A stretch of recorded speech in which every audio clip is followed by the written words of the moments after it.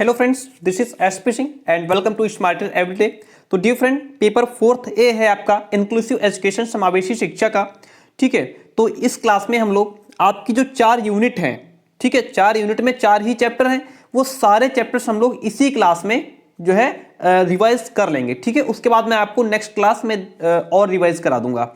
तो इस क्लास में आपको पेपर चैप्टर 1, चैप्टर 2, 3, 4 चारों चैप्टर का सारे क्वेश्चन इस क्लास में मैं आपको देने वाला हूं, तो क्लास में लास्ट तक बने रहिएगा। समावेशी शिक्षा क्या है? जिसके द्वारा विशिष्ट क्षमता वाले बालक, जिसमें हमारे मंद बुद्धि, अंधे बालक, बहरे बालक, प्रतिभाशाली बालक, इन सबको क्या होता है? ज्ञान प्रदान किया जाता है।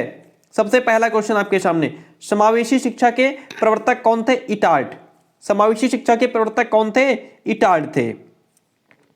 नेक्स्ट क्वेश्चन कहता है, समावेशी शिक्षा कक्षा में विविधता का उत्सव मनाती है, दाखिले संबंधी कठोर प्रक्रियाओं को बढ़ावा देती है, तथ्यों की शिक्षा से संबंधित है, या फिर हाशिए पर स्थित वर्गों से शिक्षकों को सम्मिलित करने से संबंधित है। तो जो समावेशी शिक्षा है वह कक्षा में विविधता का उत्सव मनाती है। Option A is the right answer.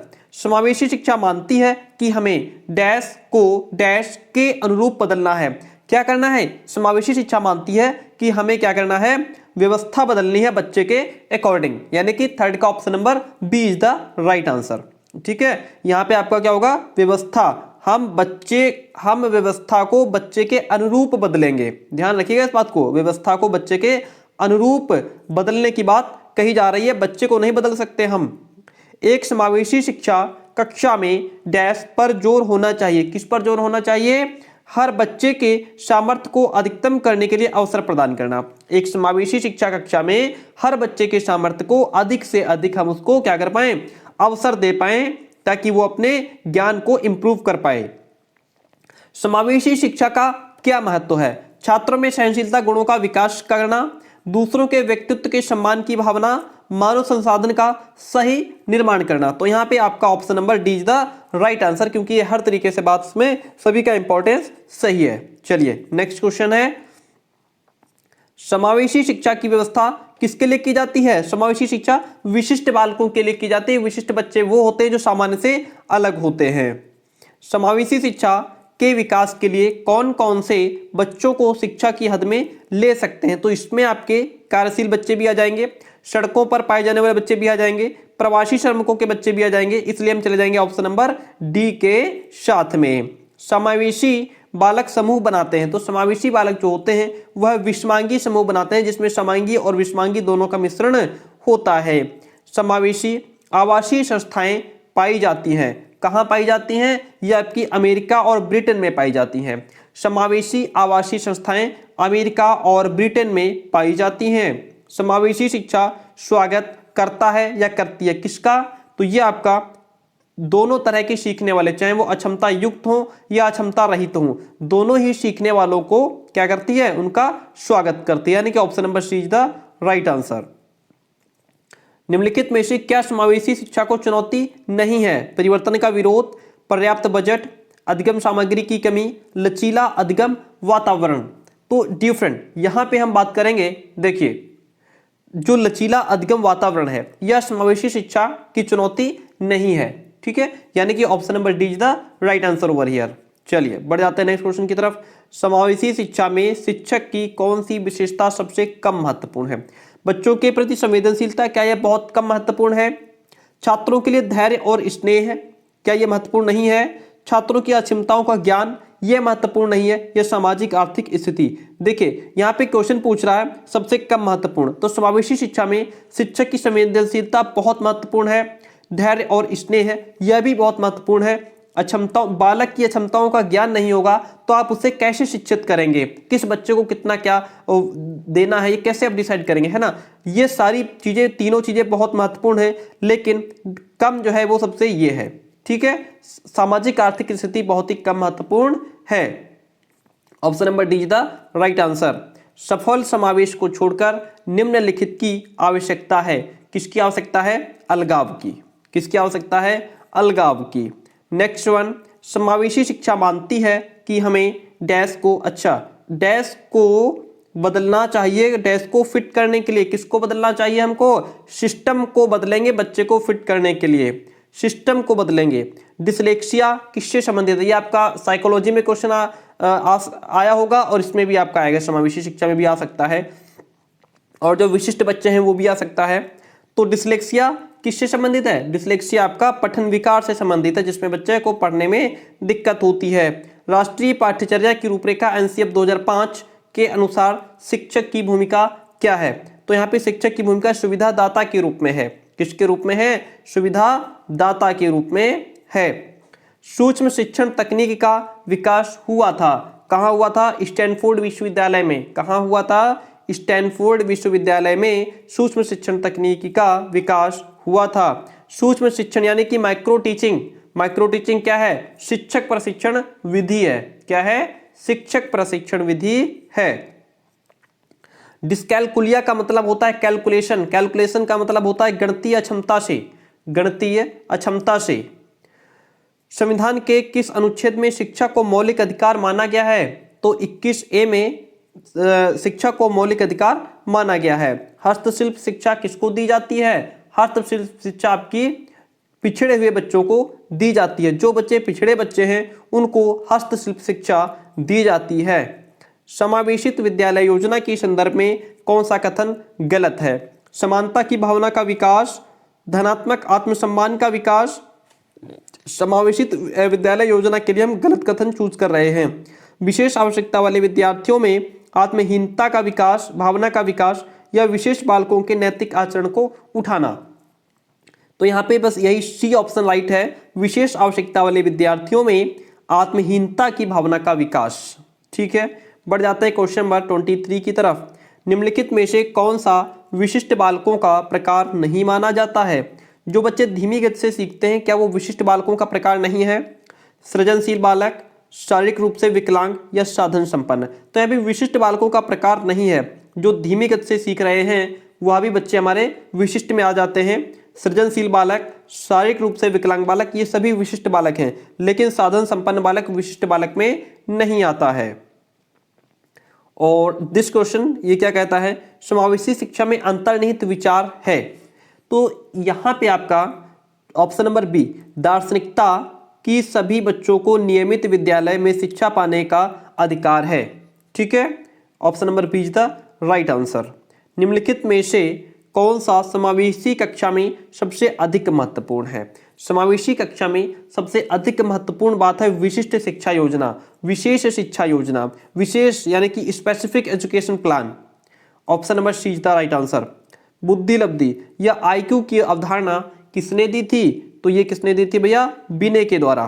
किसके द्वारा दी गई थी? बिने के द्वारा। समावेशी शिक्षा डैश के सिद्धांत पर आधारित है। किस पर आधारित है? विश्व बंधुता पर। समावेशी शिक्षा किस पर आधारित है? विश्व बंधुता पर आधारित है। दिव्यांगजन अधिकार अधिनियम वर्ष डैश में लागू किया गया। किस वर्ष लागू किया गया था? ये आपका ये 2016 में। दिव्यांगजन अधिकार अधिनियम 2016 में लागू किया गया था। समावेशी में निर्देशन की प्रक्रिया कैसी होती है? समस्या केंद्रित होती है। समावेशी में निर्देशन की जो प्रक्रिया है वह समस्या केंद्रित होती है। राष्ट्रीय पाठ्यक्रम संरचना 2005 का प्रमुख उद्देश्य क्या है? तो राष्ट्रीय पाठ्यक्रम संरचना 2005 का जो प्रमुख उद्देश्य है वह राष्ट्रीय विकास करना भी है, राष्ट्रीय एकता का विकास करना भी है, सामाजिक एकता का विकास भी है, और ये सभी, या इसलिए हम ऑप्शन नंबर डी के साथ चले जाएंगे। नेक्स्ट वन, शिक्षा को संविधान की समवर्ती सूची में कब रखा गया है? तो यह जो आपका है 1976 में रखा गया है। क्या हो जाएगा? 1976। शिक्षा को संविधान की समवर्ती सूची में 1976 में रखा गया है।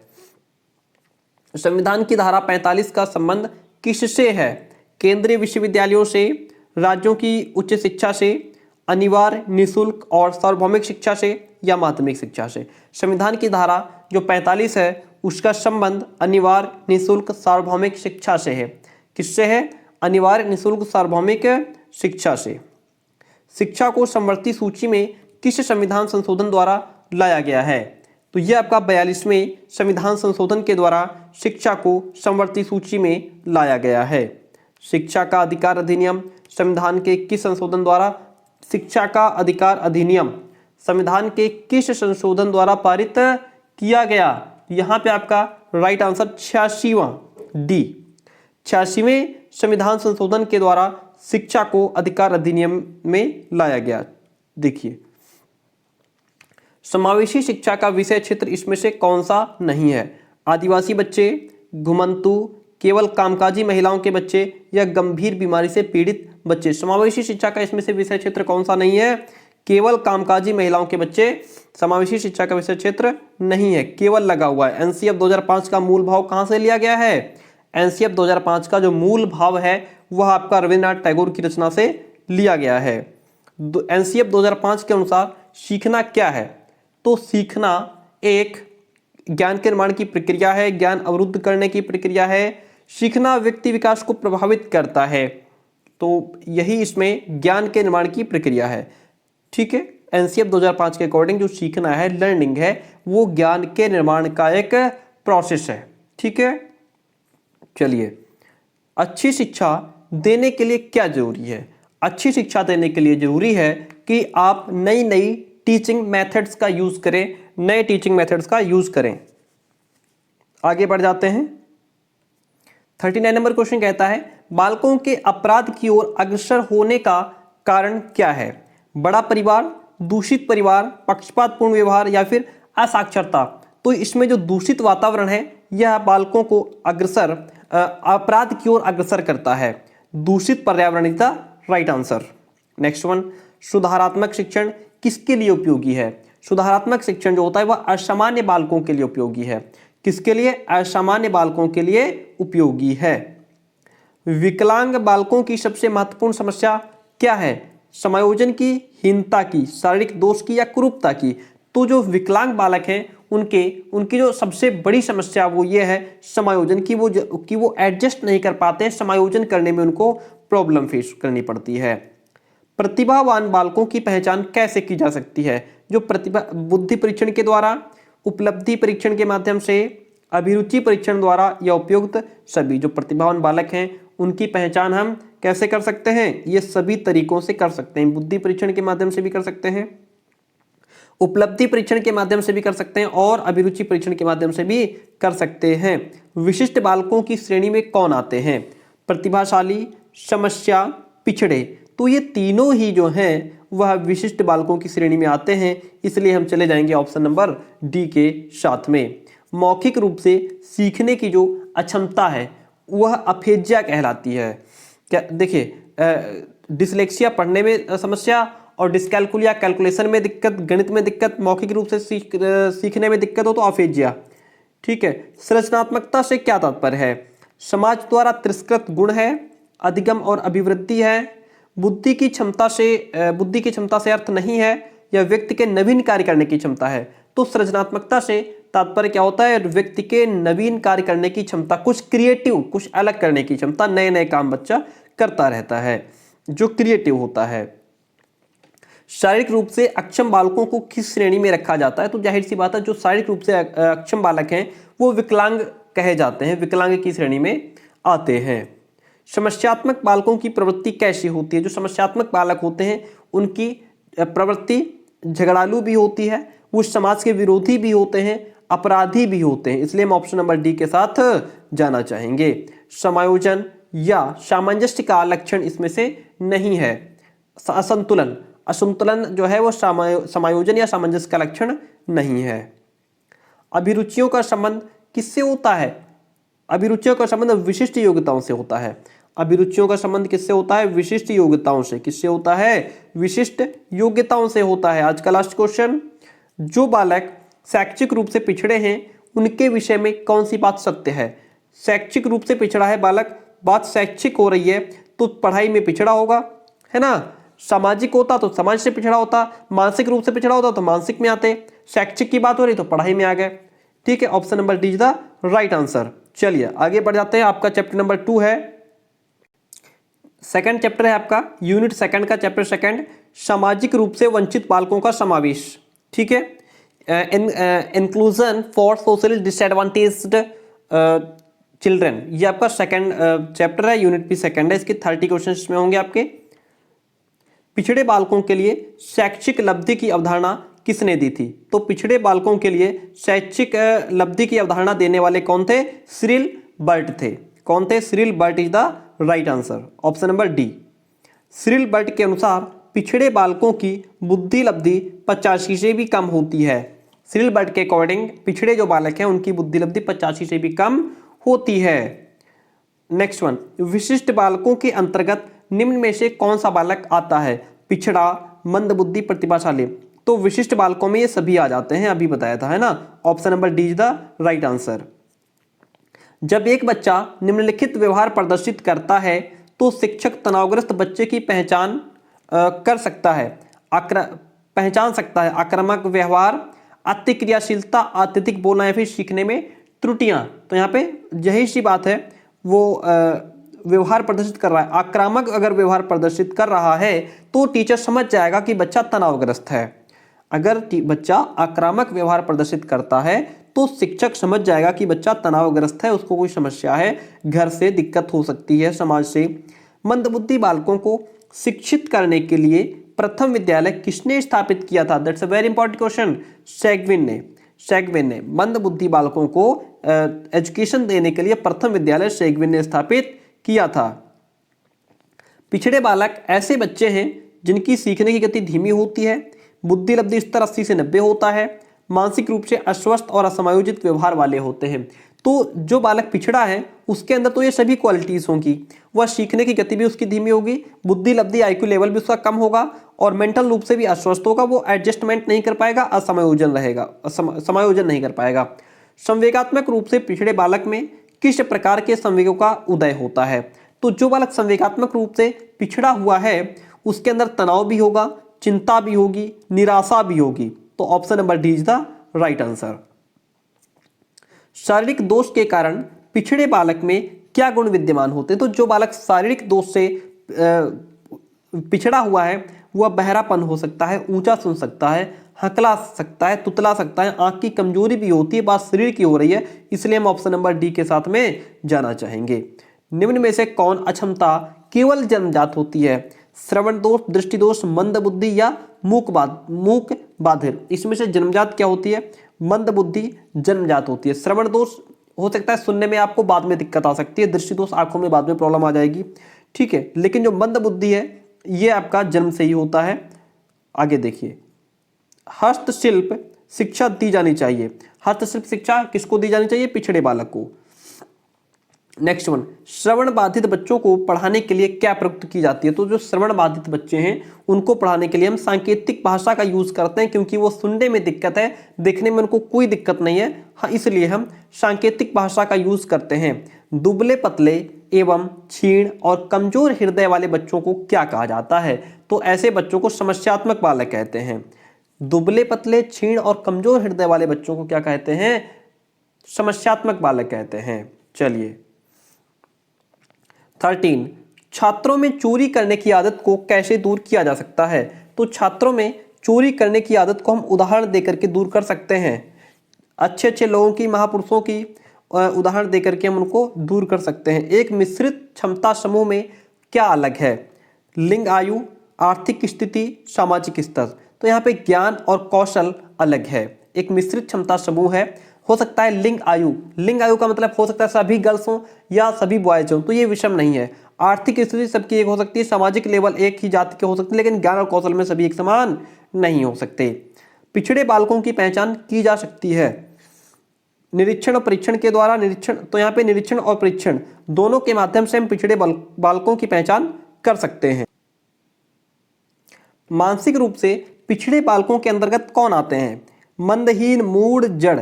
तो उसमें मंदहीन भी आ जाते हैं, मूढ़ बुद्धि वाले, जड़ बुद्धि वाले, ये सभी बालक किसमें आते हैं?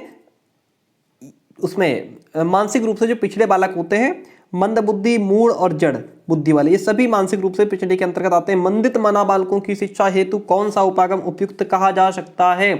वैयक्तिक अनुदेशन का उपागम उपयुक्त कहा जा सकता है। ब्रेल लिपि एवं टेप रिकॉर्डिंग किसके लिए शैक्षिक प्रावधान के रूप में प्रयुक्त की जा सकती है? दृष्टिबाधित विद्यार्थियों के लिए। किसके लिए? दृष्टिबाधित विद्यार्थियों के लिए। CWSN का अर्थ तो आपको रट गया होगा, मैंने कितनी बार बताया है, चिल्ड्रन विद स्पेशल नीड्स, विशिष्ट आवश्यकता वाले बच्चे। मानसिक विकार के लक्षणों को सभी दर्शाते हैं, सिवाय किसके सिवाय? संबंध के सिवाय। भग्नाशा, तनाव, चिंता, ये सभी मानसिक विकार के लक्षणों को दर्शाते हैं। व्यक्तिगत शिक्षार्थी एक दूसरे से डैश में भिन्न होते हैं। किसमें भिन्न होते हैं? आपके विकास की दर में। व्यक्तिगत शिक्षार्थी एक दूसरे से व्यक्तिगत विकास की दर में भिन्न होते हैं। बाल अपराध का शारीरिक कारण क्या हो सकता है? बाल अपराध का शारीरिक कारण शारीरिक दोष भी हो सकता है, यौनांगों का तीव्र विकास भी हो सकता है। इसलिए हम ऑप्शन नंबर सी के साथ चले जाएंगे और आगे बढ़ जाते हैं। 23, बाल अपराध का आनुवंशिक कारण क्या है? बाल अपराध का आनुवंशिक कारण अपराधी प्रकृति भी हो सकती है, उत्पादक गुणसूत्र भी हो सकते हैं, शरीर रचना भी हो सकती है। इसलिए हम ऑप्शन नंबर डी के साथ जाना चाहेंगे। निःशक्त बच्चों की शिक्षा के लिए प्रावधान किया जा सकता है, समावेशित शिक्षा के द्वारा, मुख्य धारा में डालकर, समाकलन द्वारा। यह उपयुक्त में से कोई भी सही इसमें से नहीं है। तो निःशक्त बच्चों की शिक्षा के लिए समावेशित शिक्षा के द्वारा प्रावधान किया जा सकता है, ऑप्शन नंबर ए। फास्ट इसलिए पढ़ा रहा हूं क्योंकि मैं सब पहले पढ़ा चुका हूं। अगर आपको आराम से पढ़ना है, समझना है तो प्लेलिस्ट देख लीजिएगा, ठीक है? सभी चैप्टर वाइज प्लेलिस्ट बनी हुई है। शिक्षा मनोविज्ञान में जिन बालकों के व्यवहार का अध्ययन किया जाता है वे कौन है? तो शिक्षा मनोविज्ञान में जिन बालकों के व्यवहार का अध्ययन किया जाता है वो आपके समस्यात्मक भी हैं, कम गति से सीखने वाले भी हैं और मंदबुद्धि भी हैं। तो उपरोक्त सभी का राइट आंसर ओवर हियर। तो प्यारे दोस्तों, अब हम बात करते हैं आपका विशेष आवश्यकता वाले बच्चे, यानी कि यूनिट 3 चैप्टर 3 जो आपका है, unit 3 chapter 3 children with special needs, ठीक है? इसकी बात कर लेते हैं। चलिए, पहला क्वेश्चन, विशिष्ट शिक्षा के लिए आवश्यक होती है। तो विशिष्ट शिक्षा के लिए भैया विशिष्ट शिक्षकों की भी तो जरूरत होती है। अगर आप बच्चे को विशिष्ट शिक्षा देना चाहते हैं तो उसके लिए जरूरी है कि आपको विशिष्ट शिक्षक भी चाहिए। नेक्स्ट क्वेश्चन, CWSN का अर्थ क्या होता है? विशेष आवश्यकता वाले बच्चे। शिक्षा के मुख्य आधार माने जाते हैं दार्शनिक, सामाजिक, मनोवैज्ञानिक। तो शिक्षा के जो मुख्य आधार हैं वो हमारे ये सभी माने जाते हैं, उसमें दार्शनिक, सामाजिक, मनोवैज्ञानिक सभी आ जाते हैं। शिक्षा का मुख्य उद्देश्य क्या नहीं है? बच्चों को आत्मनिर्भर बनाना नहीं है, दिव्यांग बच्चों के लक्ष्य निर्धारण करना, कि उन्हें केवल मनोरंजन की सुविधा देना, या दिव्यांग बच्चों के लिए प्रशिक्षण अधिगम सामग्री का निर्माण करना। तो यहाँ पे ऑप्शन नंबर सी, केवल उन्हें मनोरंजन की सुविधा देना शिक्षा का मुख्य उद्देश्य नहीं है। उन्हें आत्मनिर्भर बनाना है, दिव्यांग बच्चों के लिए लक्ष्य निर्धारण करना है, दिव्यांग बच्चों के लिए शिक्षण अधिगम सामग्री का निर्माण करना है। लेकिन ऑप्शन नंबर सी ये मुख्य उद्देश्य नहीं है, इसलिए यही ऑप्शन आपका सही हो जाएगा।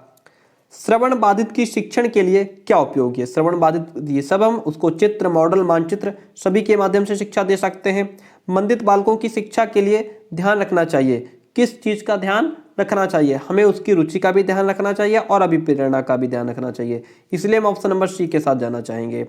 पिछड़े बालकों में हमारे के प्रकार हैं सामान्य, विशिष्ट, ये दोनों। तो पिछड़े बालकों में हमारे कौन आते हैं? जो पिछड़े बालक हैं उसमें हमारे यहाँ पे क्वेश्चन में विशिष्ट बालक नहीं पूछ रहा है, पिछड़े पूछ रहा है। तो पिछड़े में दोनों आ जाएंगे, सामान्य और विशिष्ट, ये दोनों ही पिछड़े बालकों में आ जाएंगे। अगर यहाँ विशिष्ट पूछ रहा होता तो हम विशिष्ट के साथ चले जाते हैं कि ठीक है, चलो आगे बढ़ जाते हैं। विशिष्ट शिक्षा की व्यवस्था की जाती है, किसके लिए की जाती है? तो प्रतिभाशाली बालकों के लिए विशिष्ट जो शिक्षा होती है वह प्रतिभाशाली बालकों के लिए भी की जाती है, बाधित बालकों के लिए भी की जाती है, असमर्थी बालकों के लिए भी की जाती है। इसलिए हम ऑप्शन नंबर डी के साथ चले जाएंगे। विशिष्ट आवश्यकता वाले बच्चों को क्या कहा जा सकता है? तो उनको हम अपवादी बच्चे कह सकते हैं। क्या कह सकते हैं? अपवादी बच्चे भी कह सकते हैं।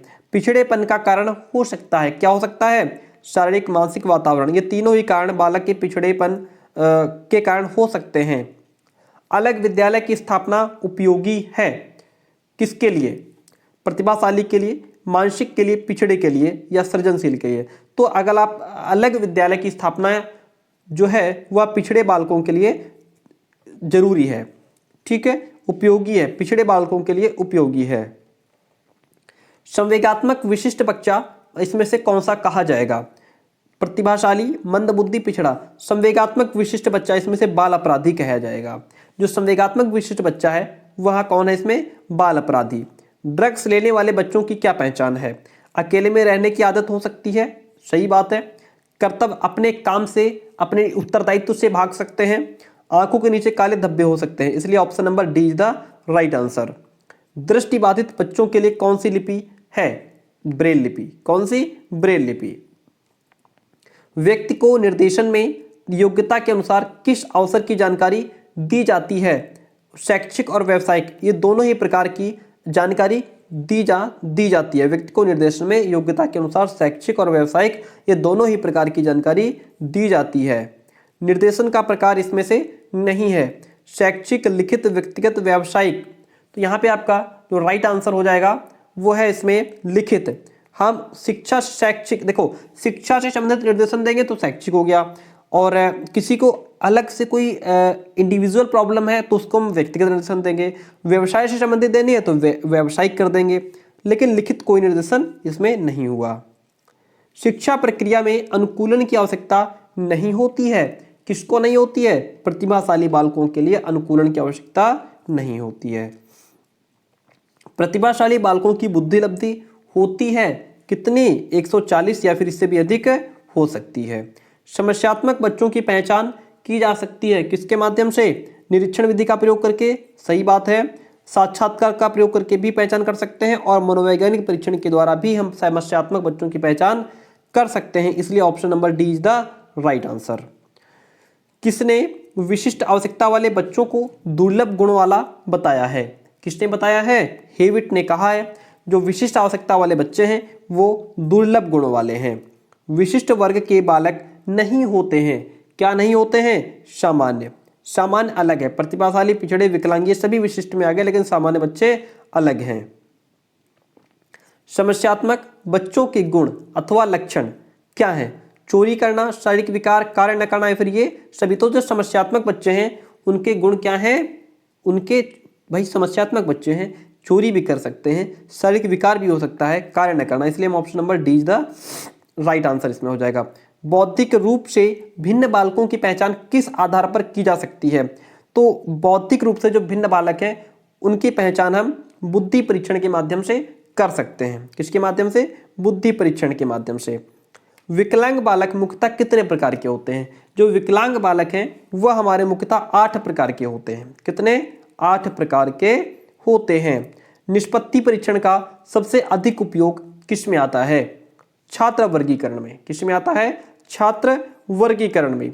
मानसिक रोगों का मनोवैज्ञानिक कारक क्या है? मानसिक रोगों का सामाजिक तनाव हो सकता है, दूषित समाज हो सकता है, प्रजातीय भेदभाव हो सकता है, इसलिए option number D is the right answer. Dash प्रतिभाशाली होने का संकेत इसमें से नहीं है। कौन सा नहीं है? Just moment please. देखिए, प्रतिभाशाली होने का संकेत नहीं है। रचनात्मक विचार, इसका मतलब है अगर उसके अंदर रचनात्मक विचार है तो बालक प्रतिभाशाली है। अभिव्यक्ति में न्यूनता हो सकती है, जिज्ञासा हो सकती है, लेकिन दूसरों के साथ झगड़ने का काम ये तोड़ो कि ये बच्चा प्रतिभाशाली होगा। अपराधी बालक कौन है? अपराधी में जो असामाजिक काम करते हैं वो अपराधी होते हैं। शिक्षक के लिए सरदर्द वाले बालक अपराधी में नहीं आएंगे। जो कक्षा में अव्वल आते हैं वो भी अपराधी में नहीं आएंगे। समाज में रहना पसंद नहीं करते हैं वो भी अपराधी में नहीं आएंगे। लेकिन जो असामाजिक काम करते हैं, जिन्हें समाज स्वीकार नहीं करता है, अगर वो ऐसे काम करते हैं तो वो असामाजिक कहलाएंगे, अपराधी हो जाएंगे। शारीरिक रूप से अक्षम बालक को सामान्यतः कौन सा रोग होता है? डिस्ग्राफिया। कौन सा होता है? डिस्ग्राफिया। डैश के कारण प्रतिभाशीलता होती, किसके कारण प्रतिभाशीलता होती है? आनुवंशिकता और वातावरण, इन दोनों के कारण बच्चे में प्रतिभाशीलता हो सकती है। ठीक है, अच्छा एटमॉस्फेयर मिला तभी बच्चा प्रतिभाशाली हो सकता है। देखिए बहुत फास्ट रिवीजन चल रहा है अभी। अब आपके सामने है यूनिट नंबर 4। यूनिट 4 में आपका चैप्टर 4 है समावेशी अभ्यास, इंक्लूसिव प्रैक्टिसेस के नाम से चैप्टर है आपका। चलिए इसको शुरू करते हैं। देखिए आगे बढ़ने से पहले चलिए अच्छा देखिए, पाठ्यक्रम की रचना की जाती है उद्देश्यों के आधार पर, छात्रों के आधार पर, कक्षा के स्तर के आधार पर या शिक्षण विधियों के आधार पर। जो पाठ्यक्रम होता है, जो सिलेबस होता है, उसकी रचना तो उद्देश्यों के आधार पर की जाती है। किस तरीके का उद्देश्य है उसी के बेस पे पाठ्यक्रम सिलेबस को तैयार किया जाता है। समावेशी कक्षा का अर्जित चर क्या है? समावेशी कक्षा का अर्जित चर छात्र होता है, बालक होता है। समावेशी शिक्षा में मूल्यांकन में शिथिलता दी जानी चाहिए। केवल अक्षम बच्चों को। किनको? केवल अक्षम बच्चों को ही मूल्यांकन में आप ढील दे सकते हैं, शिथिलता दे सकते हैं। समावेशी शिक्षा का पाठ्यक्रम कैसा होना चाहिए? लचीला होना चाहिए। समावेशी शिक्षा का पाठ्यक्रम लचीला होना चाहिए, समय पर उसमें हम बदलाव कर सकें। समावेशन की प्रक्रिया में शामिल है, क्या शामिल है इसमें? अक्षम छात्र, यह भी शामिल है, परिवार भी शामिल है, समाज और शैक्षिक वातावरण भी शामिल है, इसलिए हम ऑप्शन नंबर डी के साथ चले जाएंगे। समेकित शिक्षा में केंद्रीय भूमिका होती है, किसकी होती है? शिक्षक की। समावेशी शिक्षा में टीचर को सेंटर में रखा जाता है।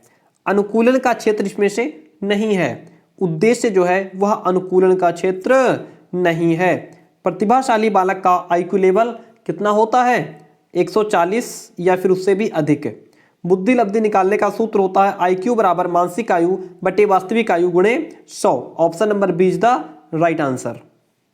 सामान्य बच्चे की बुद्धि लब्धि कितनी होती है? तो सामान्य बच्चे की बुद्धि लब्धि 90 से 100 हो सकती है, होती है। इस CAT जो परीक्षण है वह किसके लिए है? बच्चों के लिए है। CAT परीक्षण किसके लिए है? बच्चों के लिए है। अन्वेषण विधि की खोज किसने की थी? आर्मस्ट्रॉन्ग ने की थी। किसने की थी? आर्मस्ट्रॉन्ग ने की थी। ज्ञात से अज्ञात का सूत्र लागू होता है, कहां लागू होता है ज्ञात से अज्ञात का सूत्र? विश्लेषण विधि में। किसमें? विश्लेषण विधि में ज्ञात से अज्ञात का सूत्र लागू होता है। टूर है, टूर क्या है? पर्यटन। टूर क्या है? पर्यटन है। प्रथम मनोविज्ञान प्रयोगशाला की स्थापना किसने की थी? वुंट ने की थी। चलिए, TAT बुद्धि परीक्षण होता है, ये जो शैक्षिक मानसिक व्यक्तिक किसमें आता है? शैक्षिक में आता है।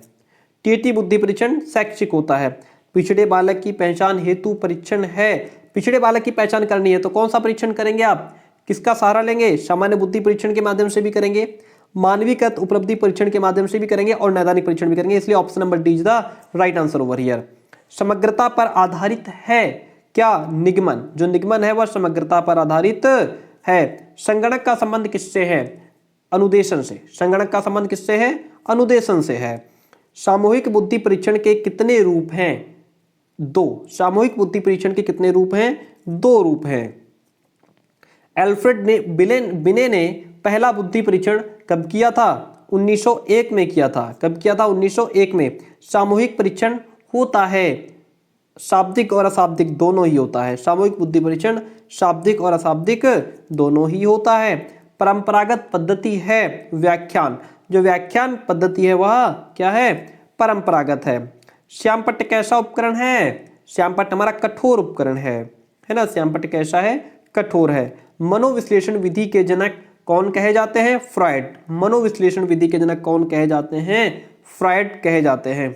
परिवार में अक्षम बालक को मिलना चाहिए, तो जो बालक अक्षम है उसको निर्णय में भागीदारी, प्यार, सम्मान, मानसिक संबल क्या मिलना चाहिए उसको? ये सभी मिलना चाहिए। निर्णय में भागीदारी भी, डिसीजन में भी पार्टिसिपेट होना चाहिए, प्यार सम्मान मिलना चाहिए, मानसिक संबल मिलना चाहिए, इसलिए हम चले जाएंगे ऑप्शन नंबर डी के साथ।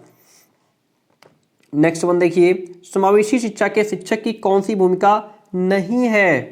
प्रत्येक बालक हेतु विशिष्ट पाठ्यक्रम का विकास करना, पाठ्यक्रम का क्रियान्वयन, अभिभावकों से अंतःक्रिया या निर्देशन और परामर्श सेवाएं प्राप्त करना उसकी भूमिका नहीं है। तो यहाँ पे जो ऑप्शन है आपका वो फर्स्ट, प्रत्येक बालक के लिए अलग से वो विशेष पाठ्यक्रम थोड़ा ना तैयार करेगा, ये शिक्षक की भूमिका नहीं है। विशिष्ट बालक में प्रमुख विशेषता क्या होती है? विशिष्ट बालक में प्रमुख विशेषता होती है कि वह साधारण बालकों से भिन्न गुण और व्यवहार वाला बालक होता है। Option C is the right answer. बालक के वंचित होने का सर्वप्रमुख उत्तरदायित्व किस पर जाता है? तो बालक इसका उत्तरदायित्व समाज पर जाता है। बालक के वंचित होने का सर्वप्रमुख उत्तरदायित्व किस पर जाता है? समाज पर जाता है। शारीरिक रूप से अक्षम बालकों को किस श्रेणी में रखा जाता है? समस्यात्मक बालकों की श्रेणी में। शारीरिक रूप से अक्षम बालक हैं तो उनको हम दिव्यांग कहेंगे। क्या कहेंगे? दिव्यांग कहेंगे। ठीक है, चलिए आगे बढ़ जाते हैं। तो इस प्रकार से तो डिफरेंट, बाकी इसके बाद एक और मैं क्लास प्रोवाइड कराऊंगा, उसमें कम से कम आपके अगर कम से कम होंगे तो 150 या फिर 200 क्वेश्चंस मैं आपको प्रोवाइड कराऊंगा। ये क्लास कैसी रही प्लस आपका आज का पेपर कैसा हुआ कमेंट करके जरूर बताइए। थैंक यू, मिलते हैं बहुत जल्दी नेक्स्ट क्लास में।